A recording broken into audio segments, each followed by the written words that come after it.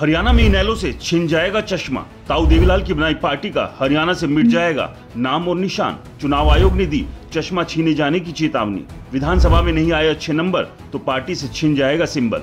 क्या है पार्टी के नाम और निशान छीने जाने का गणित? देश के लोकसभा चुनाव खत्म होने के बाद अब हरियाणा में सभी पॉलिटिकल पार्टियों ने विधानसभा चुनाव के लिए गोटियां सेट करनी शुरू कर दी है। लोकसभा में जहां 5 सीट जीतकर कांग्रेस का कॉन्फिडेंस हाई है, तो वहीं बीजेपी में 5 सीट हारने के बाद चिंतन मंथन का रायता फैला हुआ है। चुनाव में फेल हुए और कम नंबरों से पास हुए उम्मीदवार इसका ठीकरा पार्टी के बाकी नेताओं पर फोड़ने में लगे हुए। खैर, इस सब के बीच इनेलो और जेजेपी की हालत लोकसभा चुनाव में ऐसी रही मानो रेस में दौड़ते दौड़ते चारों टायर पंचर हो गए हों।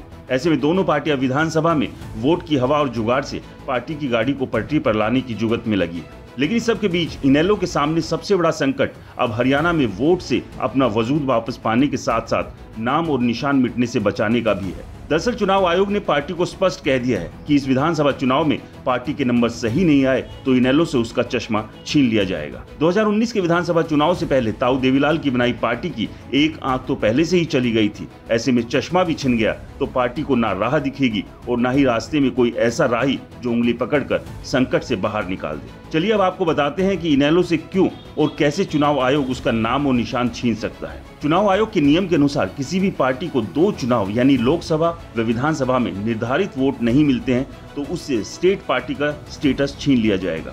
लोकसभा में 6% वोट, 1 सीट या 8% वोट होने चाहिए, तो वहीं विधानसभा चुनाव में 6% वोट और 2 सीट की जरूरत होती है।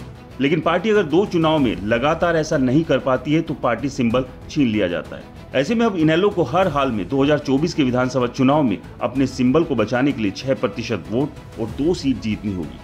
लेकिन अब सवाल यह है कि लगातार फिसलती गिरती पार्टी ऐसा कर पाएगी, क्योंकि 2019 के विधानसभा चुनाव में पार्टी को मात्र 1.9% वोट मिले थे, तो वहीं 2024 के लोकसभा चुनाव में 1.47% वोट पर पार्टी सिमट गई।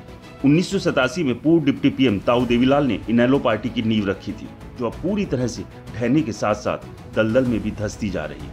ऐसे में अब सवाल ये है कि लगातार टूटती, बिखरती और खत्म होने की तरफ बढ़ती पार्टी को अभय सिंह चौटाला और ओम प्रकाश चौटाला कैसे बचा पाएंगे? इसे लेकर आपकी क्या राय है? हमें कमेंट्स कर जरूर बताएं।